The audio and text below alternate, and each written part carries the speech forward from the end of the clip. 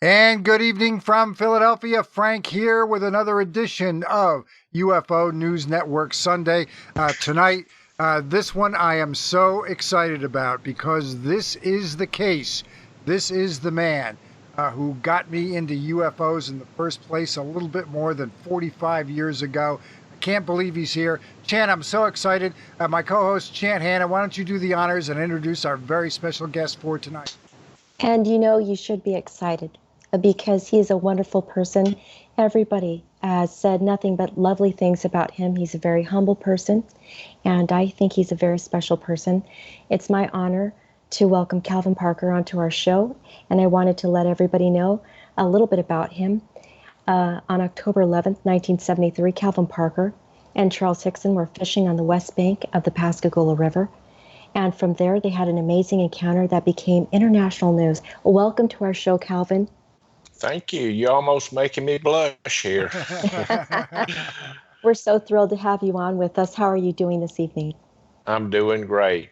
Been a long, hot day here in Mississippi. Well, thanks for coming on. I sure do appreciate it. And I want to get down right to it, get to the case really quick. It's a Thursday evening in October. You and Charles Hickson are out doing some fishing along the Pascagoula River. And I assume you're just expecting to do nothing more than catch fish, but it didn't turn out that way. So why don't you tell us, pick it up from there and tell the folks all about it. Well, after we got off work, we decided to go do a little fishing. And we really didn't care if we caught a fish or not. We just wanted to get away. For an October, it was a really hot day. So we drove to the Pascagoula River on the east bank. And I noticed when we pulled up, we was in that old abandoned shipyard there. And it was trash all over the place. And I figured with all the no trespassing signs and all, we might get in trouble. And boy, did we. We got out of the car. We walked to the river. It took about 15 minutes with all the debris laying on the river to get to the river. And once we got there, we sat down, we pulled up a log on an old pier, and I was looking across the river at an old Coast Guard ship, an old abandoned ship, and I was thinking to myself, now, how does these things float made out of steel? And that's always amazed me. You can build something out of steel or concrete and it floats. And about that time, there were some blue hazy lights coming from behind me, reflecting out across the river. Well, I didn't think much of it. That was my first day there and all, and Charlie said it was okay to fish there.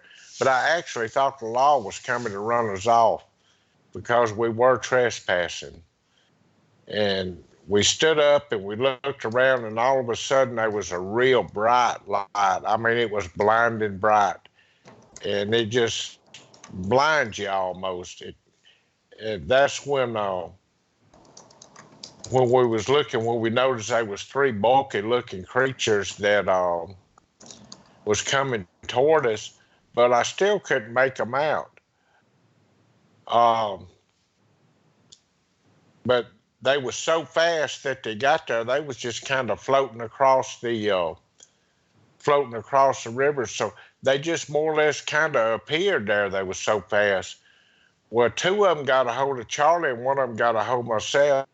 And that's when I felt an injection in my left arm. And I really did think about running, but I couldn't run or move or anything else at the time that this happened.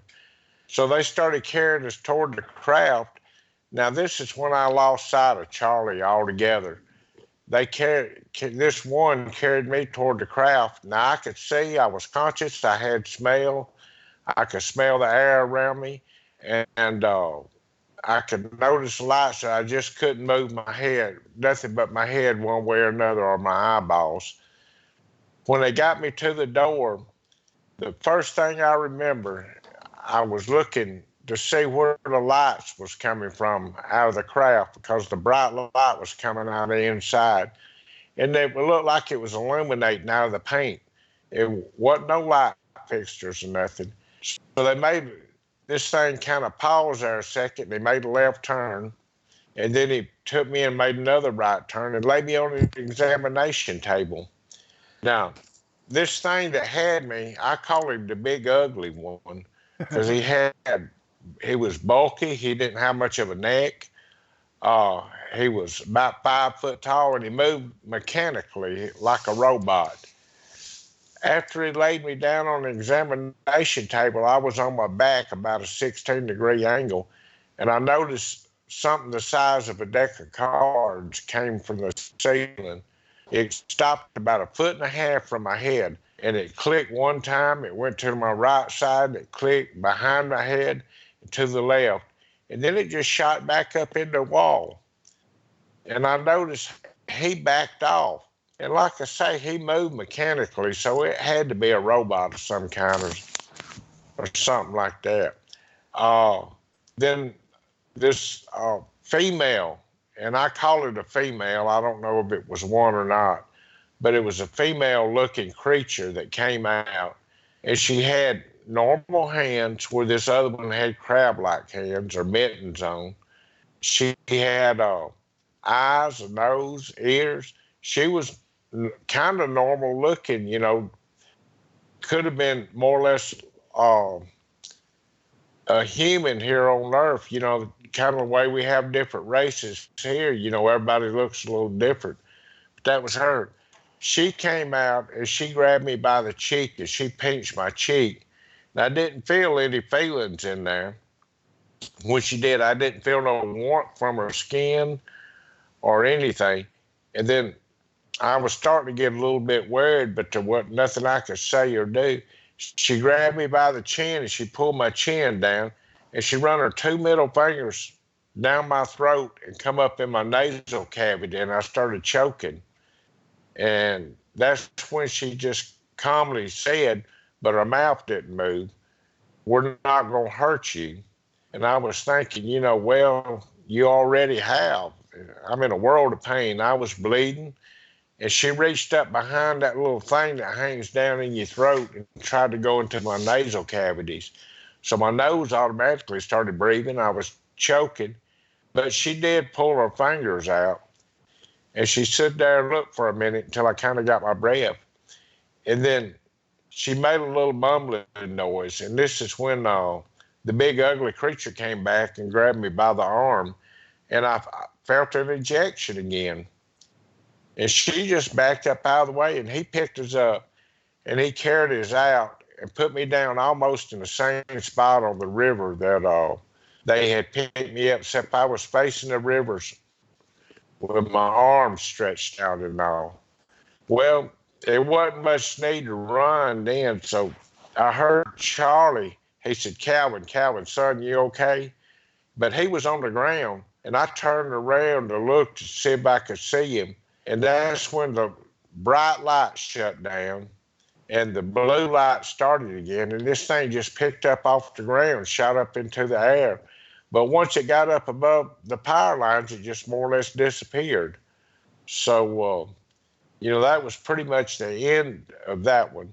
And Charlie and I sat down on the pier and talked, and we decided not to tell nobody nothing. And that's why it took me so long to come out. Of course, Charlie went public right away with all of his stuff. And we sat there and talked a few minutes, and I said, "Charlie, this didn't happen to me at all. So they ain't no need us telling anything. We just get up in the morning and go to work." But Big Mouth had to go and tell somebody. He went, first thing we did when we left, we like to never got the car crank. The windows was physically shattered on the passenger side of the car. That's the one that was parked toward the craft. We got back to the car. When he opened the door, then it fell out on the driver's side. I like to never did get the car cranked, but when I did, it run really rough. And without saying, I was ready to get out of there. So we backed up, turned around, and we drove to like we was going back to his apartment. And there was a little convenience store, and it had a payphone on the side. Because in '73, there were no payphones, no public media or Facebook or anything like that. So you had to use a dial phone if you wanted to call somebody. He said, pull over. Let me use the phone. I thought he was going to call his wife and tell her we'd be home in a few minutes. But he pulled over and I heard him call Keesler Air Force Base. And they told him they didn't deal with this anymore. And he come back to the car and they also told him call the local sheriff department. So he came back to the car and said he needed another dime to call the sheriff department. And I was thinking, I hope we don't find one. But he looked under the seats and all, and he finally found a dime. And he did. He called the local sheriff department. They told him, look, Charlie, we'll be there in just a few minutes. Y'all don't leave. Because I know they thought we was drinking or on drugs or something. That's what I would have thought if somebody had told me that. Right. So sure enough, it wasn't just a few minutes, less than 10 minutes. They pulled up and they got out of the car. Now, why they didn't walk over to talk to him, that's what I want to know. They wanted to talk to me right then, I guess because I was driving. And they wanted to see my driver's license. So I showed them that. And they said, step out of the car. They just kind of looked in. They didn't search it. They just looked in. They said, I want you to follow my fingers. So he took my fingers, rubbed between the head, and I run between my eyes. And I followed my fingers with my eyes. He said, now I want you to stand up on your left foot, hold your right foot up, jump up and down, lean your head back, touch your nose, and count backwards. He's giving you drunk tests here. That's what he was doing. I said, man, I can't do that sober. I mean, drunk, much less sober, So, but I went ahead and did it. Then he wanted me to kind of walk the little line out there. And we complied with everything. Of course, Charlie's sitting up in there like a big old lug while I was outside making an idiot out of myself, jumping up and down.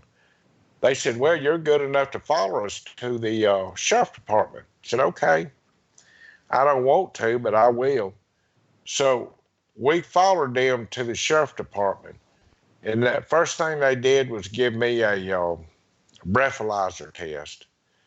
So I sat there and blowed under a balloon for about 10 minutes and give out from all that. Then I was kind of getting worried because I didn't know what they had on their mind because they separated us in separate rooms. And then that's when they interrogated me separate and interrogated Charlie separate. Then they put us in the same room together, and little did we know that they had a tape recorder in this room. So they was actually taping us while we was in there talking to each other, thinking that we'd laugh or tell them we really pulled that over on them or something, but we didn't. That's when reality really hit me, when I was in there talking to Charlie and done been through all this with him. Something happened here. And I did. I said a little prayer because I was scared to death. And I told Charlie, I said, let's just go home. We get up, go to work the next day. But, we was there. So, and it was getting late. I have no idea what time it was. So they came back in and they must have pulled the tape out and listened to it. And that's when a serious look came upon their face. And they come in there and they said, look, y'all go on home and we'll talk to y'all tomorrow. So right then, if we'd been drinking or anything, they wouldn't have never let us left there. So we left and we drove home. And on the way home, I remember talking to Charlie about, I'm kind of worried about, my father worked for the Atomic Energy Commission, so I knew about radiation a little bit. I was worried about bacteria because I had seen the spaceman come off the Apollo mission, and they'd quarantine them for 7 days where they'd even let them see their family. And now we're out here spreading something drastic happened to us, and we don't know what. So we could be contaminated with all kind of diseases and stuff. So that was my main concern. Charlie said, well, don't worry about it. We'll check on it later. So we went on home, and I got home, and there was a gallon of bleach on the tub. I pulled all my clothes, my shoes off, everything, put it in a paper bag. And I got in the shower, and I poured this bleach over the top of my head and rinsed it off because I figured, a bleach would kill poison ivy and everything else because Mama used to bathe me in that. It ought to get rid of something like that. And I took my clothes and put it in a dumpster.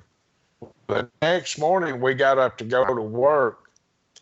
And when we got to work, now, this was my second day of work. My first day is the day we went fishing, and I had left the oil field and took this job.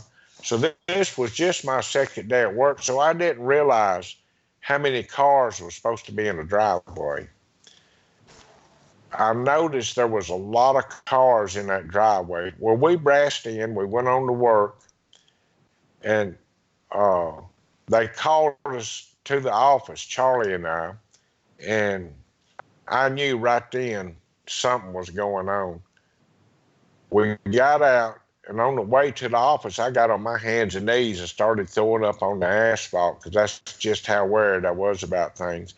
And I told somebody that was my first day on the job. I got a physical, I got examined, I got inducted, and I got fired all in the first day. And that's really what happened. We got to the office, and they said, we can't conduct business here with the phones ringing like this. Now, what happened to you two? We're going to have to give the press a press release, and y'all going to have to get away because if you go in the yard. Now, I had no idea they knew anything had even happened because Charlie and I had agreed not to tell anybody. And I was thinking that Charlie had to tell somebody or they wouldn't have known. But later, to come to find out in his defense, people in the 70s were nosy. And we had party lines on our phones. We didn't have, everybody carried a scanner around and listened to the police department and the fire department. But there for a while, I thought Charlie broke the story, and me and him had a major fallout over all this, just because I thought it. And he went public with his part, and I didn't go public with mine. I just went into hiding. But it always seemed to follow me all these years. So you think it was just somebody hearing y'all picking it up off a scanner maybe, or off a conversation off a party line, and that's how the news leaked out to the media? I really think so. It had to be. Everybody had their own ringtone on the party line, Right. and your phone would ring a certain way. Then you'd pick it up and answer it, and you'd hear about 7 more people picking up and listening in while you answered. And then, of course, the press, they monitored the scanners, and there was a newspaper office right there by the sheriff department, and I'm almost sure they might have heard the sheriff department when they come in. And it didn't. I'm sorry. Go ahead. But I did ask the sheriff, and he said they didn't break it. Okay. Well, somebody picked it up somewhere, and the news got out, and it didn't take too long for some serious UFO researchers, including the famous J. Allen Hynek, to come on down there and meet with you and Charles directly. This John Hynek was down on the second day. He flew in that night, him and Dr. John Allen Harder, on their own dime. They come down on their own money. And Hynek spent a couple of days down there. And, I have to say, he did a thorough investigation. Yeah, I am glad you brought up J. Allen Hynek. I know he came down to talk to you, and you never actually saw him again after that. I heard you were talking in another interview that you got medically regressed while J. Allen Hynek was there. Is that true? Well, they tried. Dr. Harder tried that. And they had to bring me out. Now, the hypnosis came in 93 with Bud Hopkins. Yeah, I'm glad you brought up Bud Hopkins. I know that you all had that hypnotic regression, and you didn't actually hear that hypnotic regression until recently, and you were able to actually get the tapes on that and listen to it. And then my understanding is Bud Hopkins actually gave you hypnotic suggestion, and that worked out, although you didn't know about it until later. Is that right? The hypnotic suggestion? Until after I had the book written. While I was writing the book, I had mentioned to Philip Mantle, the publisher of the book, I said, I've never been into this stuff or wanted to get into it and still don't. But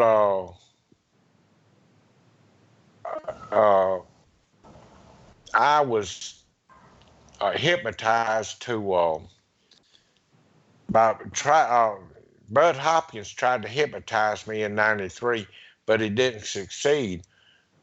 Well, he said, Bud Hopkins, I know Bud Hopkins. I said, yeah, I barely know him. I met him that one time, and he tried to hypnotize me, and he wasn't able to. And said this was in '93. He said, let me see if I can get a hold of somebody, Dr. Jacobs, and get that tape.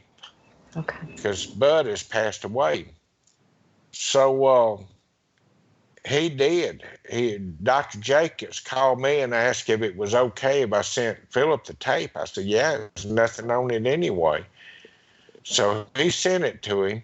Well, Philip transcribed it out into the book. And he sent me a copy over the computer of the transcripts, and I started reading it. And I said, darn, I was hypnotized. But what had happened, Bud Hopkins put a post-hypnotic suggestion in my head that I wouldn't remember none of this until I was able to remember and wanted to remember and could handle remembering it. And that was a pretty rough trip in '93 when I did start remembering all this. And actually, my memory wasn't jogged until Linda Moulton Howe did an interview with me, and she gets on your case. She's on your case. She's a good investigative reporter now. So you spent a lot of time with Bud Hopkins during that hypnotic regression, I'm guessing. Did you ever get a chance to really talk to him? I did. He come into the room, and I didn't think Bud would know me, so I introduced myself to Bud. He said, you need no introduction. And we sat down and visited. He said, well, tell me about that. We started visiting and talking. I said, Bud, I had some missing time, and that's the reason I'm down here. He said, would you consider going into hypnosis? I said, yeah, but I can't be hypnotized. And I really didn't realize I was. When I got that tape and just started, I still hadn't listened to it myself. Well, the other day I did. I started listening to it. But when I got this tape, I walked out on the porch. I told my wife, I said, this man legitimately hypnotized me. I said, this is scary. Because I remember telling Bud, when I was in there, I said, look, I got a friend here with me, him and his wife, and I trust them. And I'm going to give him a ball bat. And you make me do something stupid like they do in Vegas and jump up and down and make a fool out of myself. He's going to beat you with this ball bat, and I'm going to take the blame for it. So, but I was hypnotized, no doubt about it. I was going to ask you about the robot that you saw floating towards you. The figure that you described as a robot. Do you think it was built that way for a reason? And the reason why I ask you that is, I figure you have this flying saucer with these extraterrestrial beings, and if they go from planet to planet, abducting people and doing, experiments on them or laying them out on a table to do research on them, if they have a robot, it should probably be built pretty well, so that it can withstand any kind of environment. Do you think that robot was built in a way that could handle any kind of environment, no matter what area it was in? I hope that I re- question makes sense. I really do, and that's the first time I've ever had that question asked. But if you think about it, they have to err with caution too. If they come from another planet, they don't really know unless they've been studying what they're going to get into. It could be somebody violent, it could be diseases. And I'm almost sure they have an immune system like we do. Okay. Uh, so yeah, I think so. Uh, I wanted to ask you, what do you think the moral of the story is for you here? What have you learned from this entire experience? This happened in 1973, and here we are now, 2019, talking about this. When you look back on this whole event, what have you learned from it? Well, up until July last year, I really didn't study anything, but I did have it on my mind real regular. And the earth is just like we have several different kind of races on it. They all look different. You got some mean people, you got good people, and you got some really mean people. And I think they're pretty much the same way. I believe some of them look different, some of them look better, and you got some good and you got some evil. Now, actually, her running her fingers down her throat, that might have been something common there. Mhm. I don't know. It's really hard to say. I'm just now coming to reality with the whole thing. You were Well, saying, go ahead. Do you mind if I ask one yeah, question, go Frank? ahead. That is, you were saying to your wife not that long ago that occasionally you'll remember the hypnotic regression that you went through with Bud Hopkins. Do you find that you're remembering more and more of that session lately? Oh, I do. And it Okay. comes back, and when it comes back like I'm sitting here watching a movie. And actually, it's scary as hell to sit here and think about it and look at it, because that was a pretty violent scene. Okay. Yeah, one thing that happened in the immediate aftermath, I don't know exactly how quick it happened for you, but this story really took off and got international attention. I can remember you and Charles on national TV doing interviews. You looked like you wanted no part of any of it. Charles did most of the talking, but tell me a little bit about that experience. That one, it looked like that might have been as shocking for you as the abduction case itself. Oh, it was. Actually, it was harder on me because I was physically okay after being abducted. But the media chased me down. In my life, all I wanted to do was get married, have children, have grandchildren, pay for a house all my life, retire and fish. But they changed the whole outlook on things. Every time I'd get a job, somebody show up, and I'm not talking.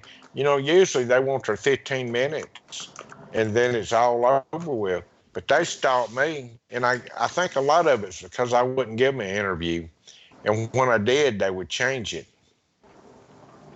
Now, I believe one thing happened during all this, and this to me is the most unbelievable part of your story.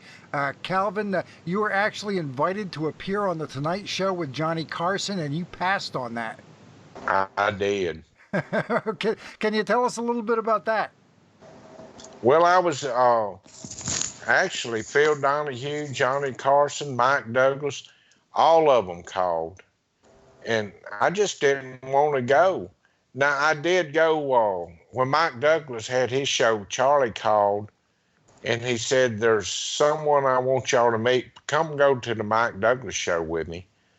So I agreed to go on their dime. I didn't have no money back in to fly on, so they flew me down. But the reason I went, I wanted to meet Betty Hill, and I Mhm. went and spent a few days with her because I knew that her and Barney had been through almost the same thing that we had. Right. And the reason that believe Betty Hill, she was a white woman and married to a black man. And in the 60s, when this happened to them, that was unheard of because they would hang them on a rope down here for doing that. And if she was willing to put herself out there like that, I believed her. and I spent some time with her, and I really believed and trusted her. So I remember that Mike Douglas show. It was done right here in Philadelphia, I believe, at the time. So you came into Philadelphia and did the whole thing? Yes, sir. That I did, and the only reason I agreed to that, like I say, was to meet Betty Hill. She was supposed to be there, and I think she ended up not showing up, but we still got a hold of her, and I went on in to see her wherever she lived. I forget where it is now. And the news coverage of this was one of this was the biggest, but there were quite a few other cases that were going on back at that time. The Ohio governor at the time, John Gilligan, had a sighting. There was quite a bit of a UFO fever going around. You just pretty much focused on your case, or did you take a look at some of the other things that were going on? I wanted to forget it, so I didn't listen to the gossip going on or watch the news. If something come on in the news about it, I'd turn it off and I'd get up and go find something else to do. And I figured I'd bury this, what happened to me, and that it would all be over with. But it just followed me all my life. And the reason for the book, it was still following me. We went to a wake and I signed a register, and people started asking me questions. And that's when my wife said, well, maybe you need to write a book. And I'm not a writer, believe me. I can't even spell my own name, but I struggle through it. Yeah, I have something to say about that. I don't know why people would. There was some criticism by people about how that book was written, and I think that was a terrible thing that people did, because it's important for people to be able to speak in a natural manner. And if the author of the book is recording you the way you talk, then how can it get any better than that? That's perfect. There's no reason to criticize that. And so I'm really glad that you had the opportunity to just tell your story, the manner in how you feel you want to tell it, and it's not edited, and you asked for it not to be edited, and the author honored that. And I think that's really important for people to understand. There's a reason why that book was written the way it was. And that book was a really important book for people. And I'm really glad that you had it written, that you had a writer write that book for you. Well, I actually wrote the book myself. Right. No, that's correct. I mean, I'm sorry. Yeah. That the author actually, I think he you're came to talking you. about Phil Mantle here. Right. Phil Mantle Phil came and is talked to essentially you. your editor, your publisher. Right. Yeah. Yeah. Well, And we so- had a deal when I went in. The only way I would agree to do this book, if he didn't correct nothing in it or change anything in it, and he stood by his word. I mean, that man's really stood by his word with me.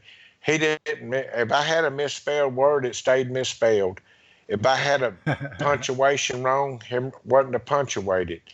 I wanted the book in my words. I waited 45 years to tell this story, and the media had changed it so much that, I didn't want nothing changed. What it is what it is. And then people that criticize it, they had to buy it to criticize it, so that's fine with me too. They do what they want. Now, Phil has pulled some real rabbits out of his hat. I know he's gotten a couple books from Irina Scott, who we know pretty well here, who had been just kind of in the background for a lot of years, feeding researchers information. And I think some people were surprised when she finally wrote her own book. When Phil approached you, what did you think? Well, I actually was going to put him, he called me about, Charlie had written a book and he had bought rights to it, and he had some questions he wanted to ask. So he called, and it just happened to be right after my wife talked to me about writing a book. Well, I did the only sensible thing I could do. I just lied to him and put him off because I didn't want to do a book. Well, think about it. You say people's been changing everything you say. This could be your legacy. You put it in writing, they can't change it. And he made a lot of sense. It took him. I kept hanging up on him there for, 2 or 3 times, and finally one day I was fishing and my phone rung and I couldn't screen it. and I reached and grabbed it, and it was him. Well, I had felt so bad because of the way I'd been doing him, just putting him off, and I was just going to tell him, look, I don't want to mess with this. But we came to terms with it when he agreed not to edit anything. I was going to ask you about 1993, I believe it was, when you said you had some missing time. If that's true, can you please tell us about that? I just want to make sure I'm right about the date regarding your missing time. It was in 93. Okay. And I had went fishing, and I had pulled up, and this is the one word that Philip did change. I told my wife, I said, I'm going fishing. I'll be back before dark. And don't worry about me, because I'll be home way before dark. I didn't fish at night anymore. I didn't think. So I pulled up. She made me a lunch, and it was a fried bologna sandwich. And this is the one word that Philip changed in the book to a blondie sandwich. So that's the only word, though. So I was sitting there eating my lunch, and it was probably 11, 12 o'clock in the daytime. I was waiting for the tide to change. And all of a sudden, I woke up or came to, and it was 3 o'clock in the morning. And I don't know where that time went, but that was a lot of time that came up missing. And I've just started really getting into it. Philip transcribed it from the hypnosis, but I'm my personal self still trying to remember all this right now.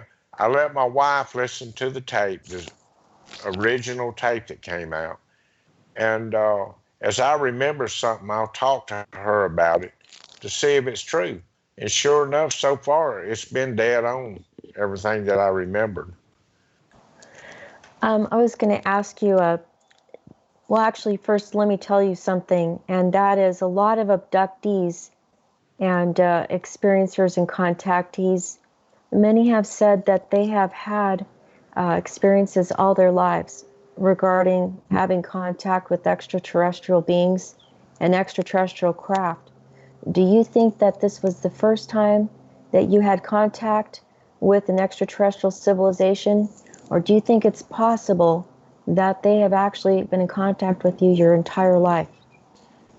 I do remember in right around when Kennedy was assassinated, my brother and I had to share a room because we, lived in a small house. And he woke up screaming one night, and he said, "There's a ghost blowing in here." And I never thought about all this until here lately. He said, "Well, there's a ghost blowing in your ear." And he was screaming and crying. Well, it scared me. I didn't know anything about it. But my ear was kind of bleeding a little bit. That was one time, I think. It's a possibility. I'm not saying for sure it was. And then probably 93, 73 and 93. And I believe that kind of sums it up right there. Any more, I don't know about them. Yeah, immediately after the incident, Charles kind of stayed with it. He wrote a book. He went out and did a number of lectures. He kind of stayed with it and stayed on it. And you kind of, you went your own way and tried to forget about it. But how long after this incident did you stay in touch with Charles? Well, let's see. This is 73. I didn't see him again till 76, and he called and wanted to borrow some money to pay his light bill with. Actually, his son did, his younger son. So I did that, and Charlie just kind of avoided me after all that. So I didn't see him one time before he died again. Understood. That was our trip. Did you kind of keep an eye on what he was up to as he was a little bit more active, or did you not bother? I didn't bother because, like I say, I thought he broke the story, and I was growing to hate him for it. Okay. So, I just stayed away from him. I wanted to ask you a question going back to extraterrestrial civilizations contacting humans here on Earth. There's been abductees, contactees, and experiencers who have said that they believe that extraterrestrials have actually been contacting not only themselves, but generations through their family. So that they've had extraterrestrials contact their mom and dad, and their mom and dad before that, and it just keeps going generational, one generation after another. Do you think that there's been ET contact, not just with you, but also throughout your family's history? I don't think it has, because somebody would have probably said something about it. But for 45 years, I never talked to my family about it, never talked to my friends about it. So, anything's a possibility, but nobody's ever mentioned it to me. Okay. And you've written a book now, and you've done some lecturing and gone out to some different conferences on the subject. What has that experience been like for you? I've enjoyed it. I've had a lot of fun at these conferences. And the reason why, I've met people that weren't so critical, and we had things in common. And they have some of the best lecturers in the world at some of these conferences. And I love to listen to them and hear the other experiences going on to see if I can put any similarity around to them or not. And have you found any, or do you find yours is unique in some ways? What have you put together from all this? Well, I hadn't found anybody that's been through the same thing I have. Uh, you know, the ones that abducted me look totally different. I've seen them hold pictures of lizards up and them big eye things. Well, the lady had facial features, and I called her a lady. I don't know if she was or not, but her facial features was like ours. She had a nose, a mouth, eyes, an ear. Um, Very softly spoken when she did. She didn't talk to me, but she did telepathically talk, and her voice was real pleasant and soft. Of course, I guess it needed to be, or they'd scare somebody worse than they did me. Yeah, Yeah. which actually, I just had one question about that. Sorry, Frank. And that is, do you think that she was a robot designed to be able to do what she did? Because you said that she spoke very softly and she seemed very feminine. And you made a great point that she was very, passive, like she didn't seem like she was threatening. Do you think that she was a robot also designed to be able to do what she did so people don't feel scared while whatever it is they're doing is I happening don't, to them? I don't know. In the way I look at it, the big ugly one, there's so much difference in them, and they move mechanically. She looked just like me or you and I would, going out, moving and communicating and walking around. So I really don't think she was a robot. I think she was the real deal. And you Now, said, oh, I'm sorry. Go ahead. Finish up, please. I've seen uh, people that seen different looking ones than what I have, but she, to be from another planet, I guess she looked, really nice. And you had mentioned the telepathy. That is a very common Yeah. aspect of different folks' accounts who've had these close encounters. What do you think about that? And is that a subject that you're interested in? I mean, have you had any sort of telepathic or psychic experiences away and apart from this? No, I hadn't, but I could understand why they would have to use telepathy. Uh, there's so many different languages spoke, and I'm sure they have to be able to communicate different languages, and that's probably one of the ways they do it. Their brain, I think, is more like a computer than it is a brain. I wanted to ask you, Calvin, do you think that you would do hypnotic regression again? Do you trust anybody to do that, or is that something you're not interested in? Well, I would trust somebody to do it. Yeah. Uh, it would have to be, I would have to sit down and talk to them, and it would have to be recorded so I could watch it after we get through, to be sure they didn't, because it's kind of scary somebody putting something in your head. Okay, so you were saying you were hypnotically regressed by Bud Hopkins and you don't remember that session. Do you have any idea why you don't remember it? Because, and I know that happens to a lot of people, by the way. A lot of people will be hypnotically regressed and they don't remember a thing. And then there's people who get hypnotically regressed and they remember every moment. Do you know why you don't remember?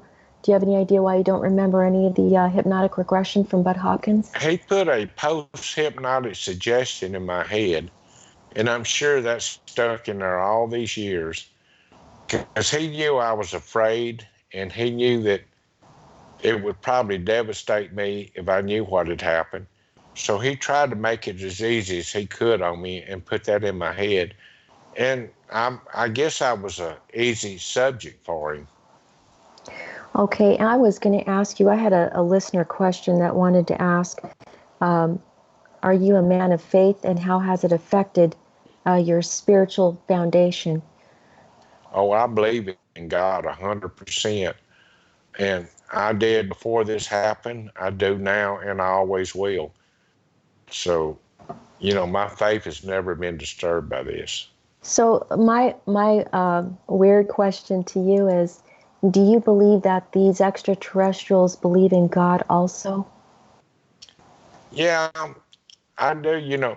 Even everybody here on Earth, we might be different religions, Muslim, Buddhist, and all that. But if you read all of them, and I've tried to study all of them, there's always somebody that descends down from heaven. And whether it be, Muhammad or Buddha or somebody like that, but they all have something in common, I guess is what I'm trying to say. And we have Jesus, in my faith. Okay. I was also going to ask you something kind of odd, and that is, wanted to tell you a little bit about Whitley Strieber. He claimed that there were humans on a ship that he was on, and I wanted to know, do you think that there's humans with extraterrestrials on extraterrestrial ships? I do think that now. Used to, I wouldn't even thought of it, but yeah, I do believe that.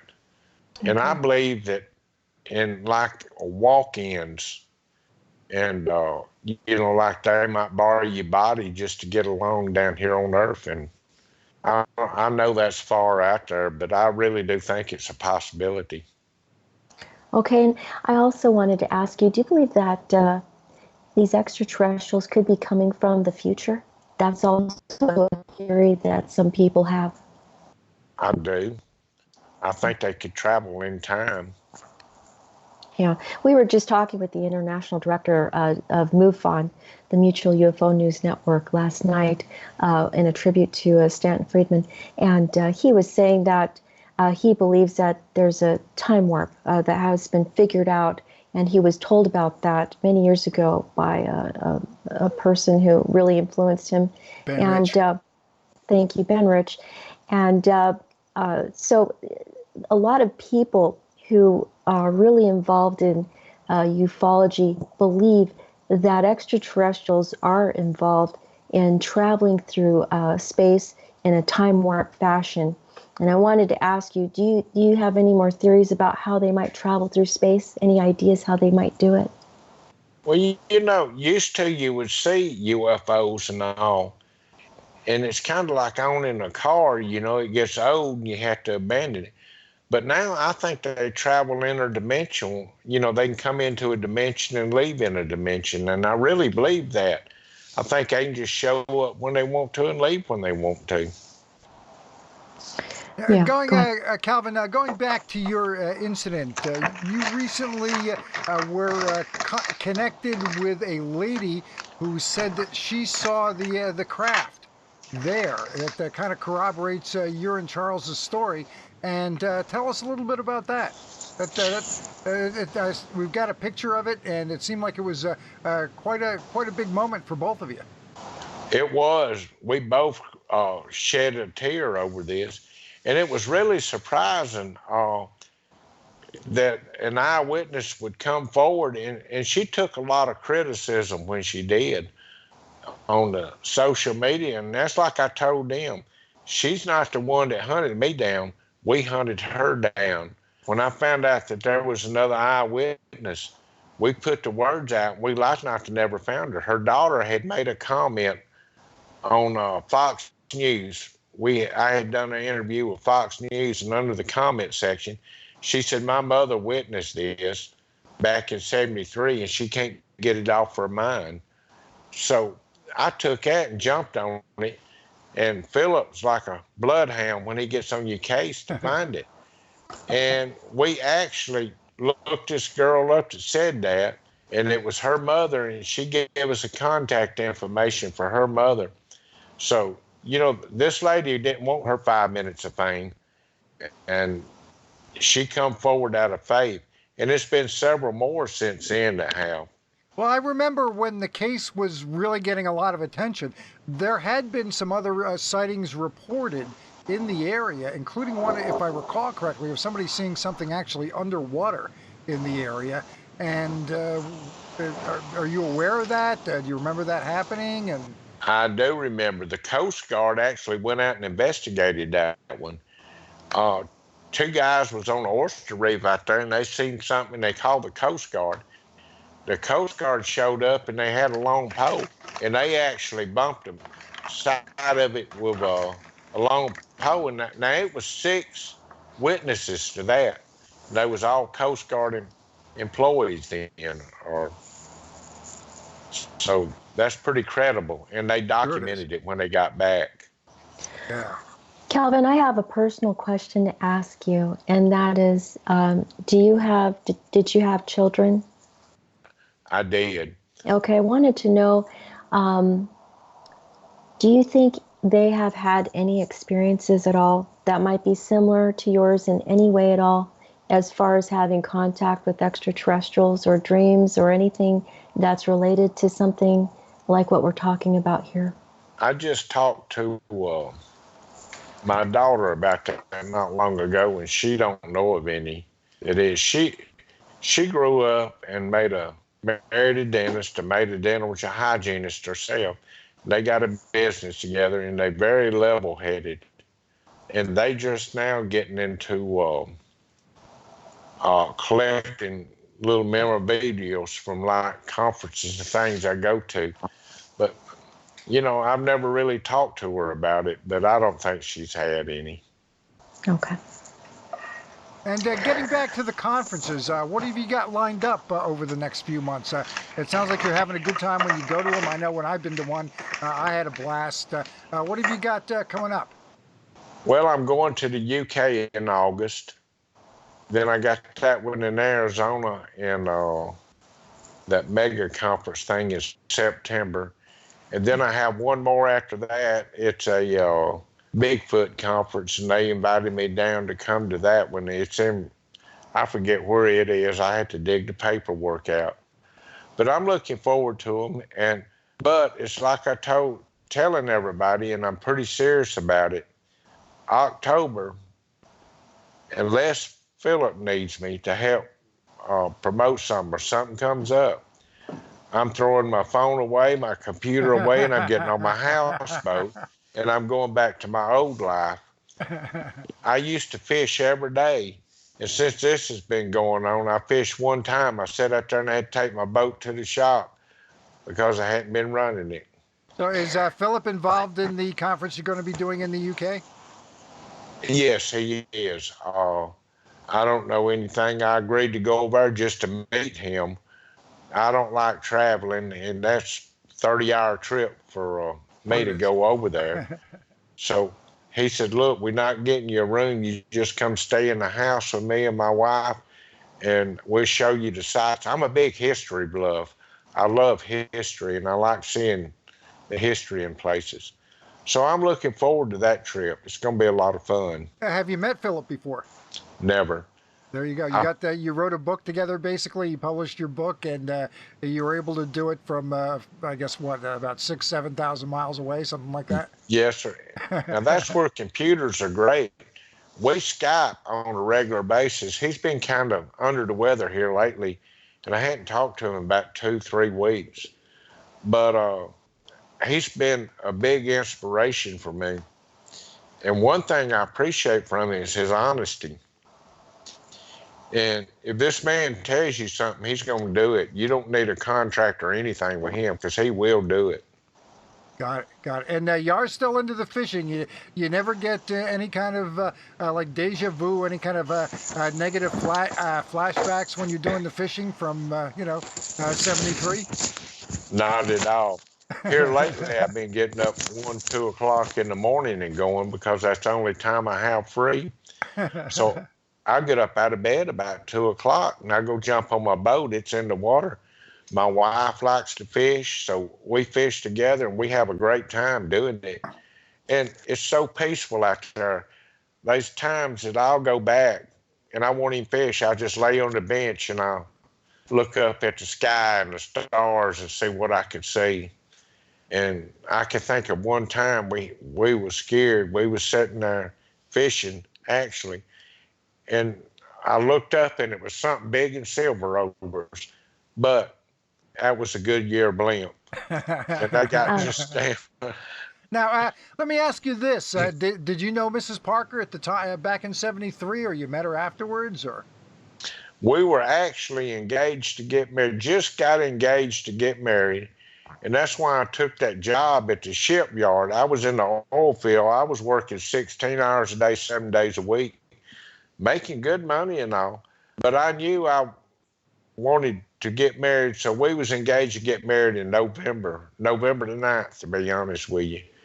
And I wanted to find a job where I could be home, and that's how I ended up down there with Charlie. Right, right, right. Now, were you said that obviously the boss was a little upset with all the attention and the commotion that was going on because of the incident. Were you able to hold that job, or did you have to go get something else lined up? No, like I said, I got hired, got a physical, got hired, and got fired the same day. So, But Mrs. Parker's been with you for the duration, so you didn't have to explain anything to her, really. I mean, she knew you and was with you the whole time. well, we never talked about this till July of last year. Never have I sat down and talked to her about this or told her anything about it. Never has she asked. She respected me enough not to ask. Okay. And she knew that it would bother me. So she just didn't bring it up. She wouldn't let her family or nobody bring it up. And God that's, bless her. yes, yes. I actually had a question about that. And your beautiful wife, I wanted to know, could she just tell from your behavior that you were not happy wanting, as far as talking about this topic? I mean, what clues did you give to her that you didn't want to talk about it? Did you tell her, or did she just read your body language? How did she know not to talk to you about it? We was engaged, like I say, when this happened. And of course they knew about it. They heard about it over the news media. And when I came home, she never asked me a question. I think she knew my nature. And, I was having some real problems there for a while with the media. And she knew that I'd get upset at them when they come and talk. So she never asked me about it. But I know that she knew that it would disturb me as she talked.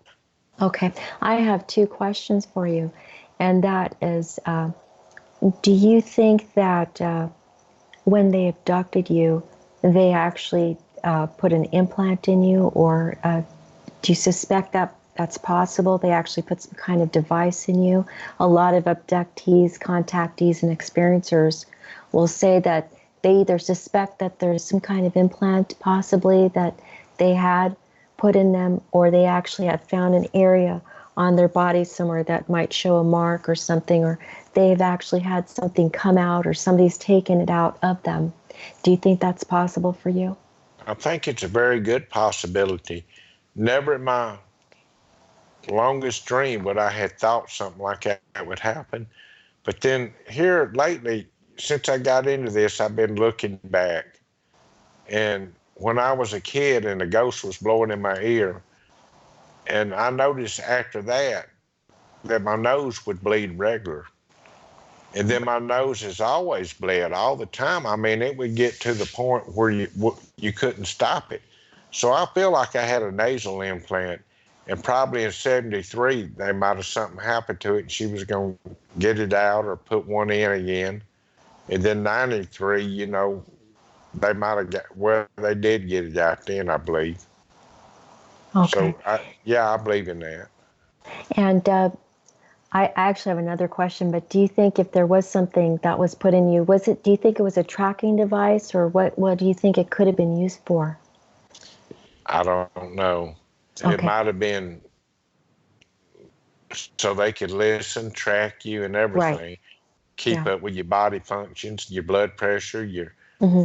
because I've noticed my health just turned really bad all at one time. I had a stroke, two open heart surgeries, and this stroke really affected me bad. And I never figured I would even be able to get up and walk again because I had actually thought if I couldn't, I was just going to end it myself because I didn't want to live like that. The Calvin, did go those ahead. health setbacks have any impact on your decision to become more active in the field? No, they didn't. I didn't really want to be active, but I wanted to live a normal life, and that's what pulled me back. The hardest thing on me was a stroke in 2010. Then I had this open heart surgery in 2012. Then the surgery busted open, and I had to go back and get another surgery. They heard a noise in there. So, I feel like God was protecting, looking after when He let that surgery open up because that's when they found the noise where they had a little hole in my heart again. And they went in there and got me patched up. Out where you were when you were working that day, and you saw the lights that you did, do you think that the extraterrestrial on that craft was actually stalking you? Do you think it had actually, that extraterrestrial being had just been following you very quietly all along and then waited for the perfect opportunity to grab you? How do you think, what was their strategy? I assume there was probably a strategy involved in trying to get to people, because if I were an extraterrestrial on a ship, I would have a strategy. I'd have a plan to figure out how to actually grab somebody if that was what I was going to end up wanting to do. That was my goal.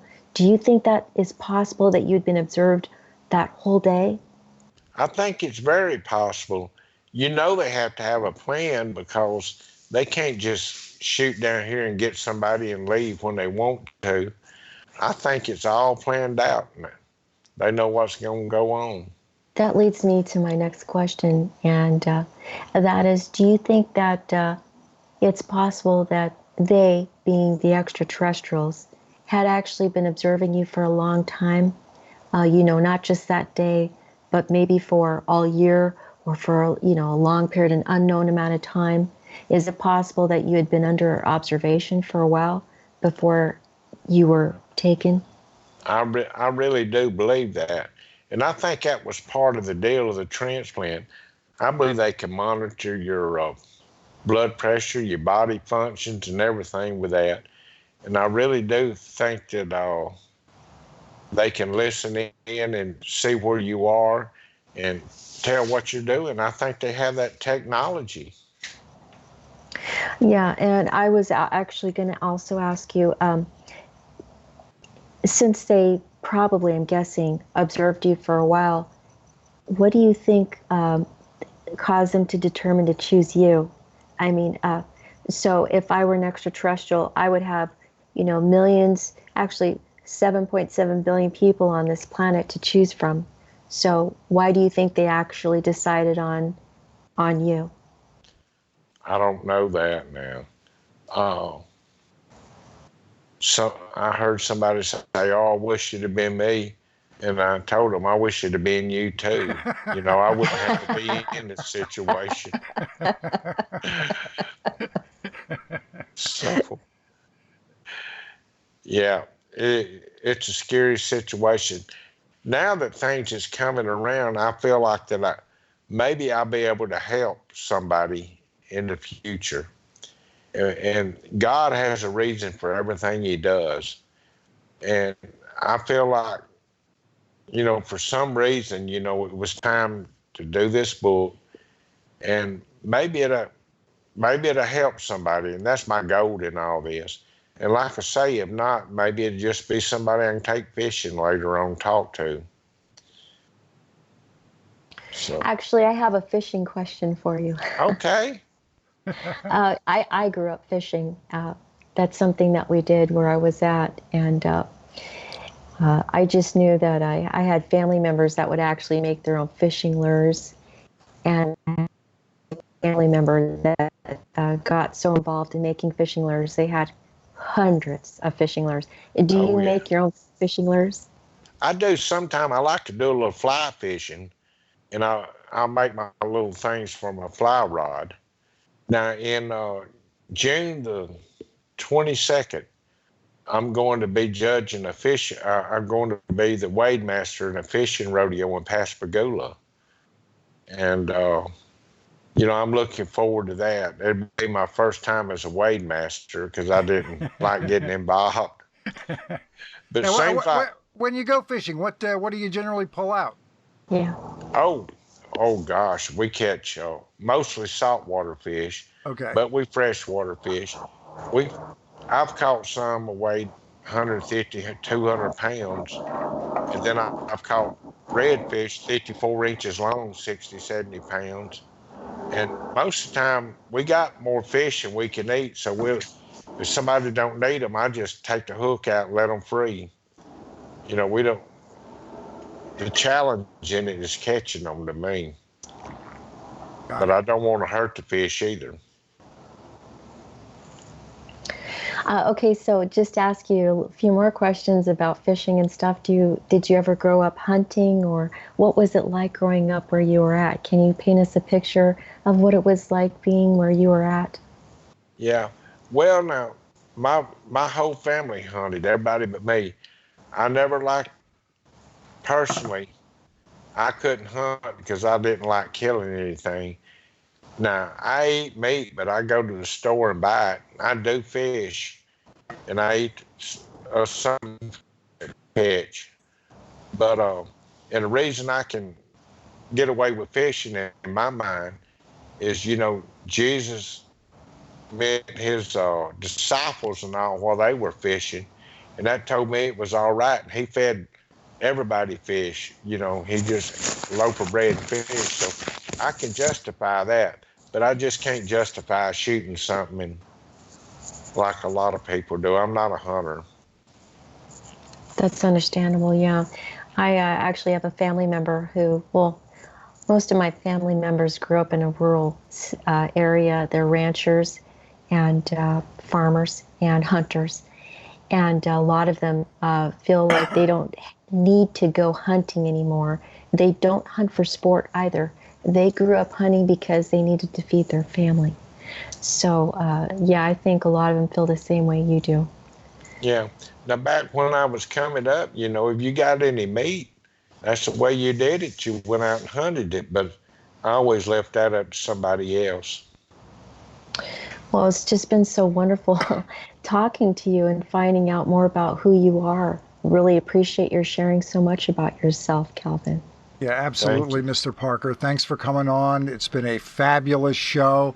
And we are going to be taking off for the Memorial Day week. We'll be back after the holiday with Ray Hernandez. That's going to be a fun show, having Ray back on. And again, Calvin Parker, it has been a huge thrill for me having you on tonight. Thank you so very much for joining us. Thank y'all for having me. I always enjoy it. Thank Yeah, you. it's And been a have real fun honor. over in England, and I see will. see what you can do about hopping into a car and driving on the wrong side of the road like they do over there. Try Yeah. that out for a I'm thrill. I'm concerned about what they eat. I've been kind of Googling it to see what all they eat over there, but I need to take my lunch with me. Well, Calvin, I was just going to ask you if maybe later on in the year you wouldn't mind catching up with us and come back on our show to let us know how you're That doing. would be great. Just let me know. We would love to have Absolutely. you again. And You know how you to are get going to a be out hold in of me. Arizona. You said you're going to be at the UFO Congress. Would that be about right? Or That's the one I'm going to. Yes, there you sir. go. There you go. Chant Hannah is right in Phoenix, so she'll buy you lunch. How's that? That'll Yeah, work. I would love Look, to do that. looking I would forward love that to opportunity. it. Yeah, yeah. Well, I'll Well, be there. Again, Calvin Parker, thank you so very much for coming on with us. And the book, Pascagoula, The Closest Encounter, you can get that at Amazon.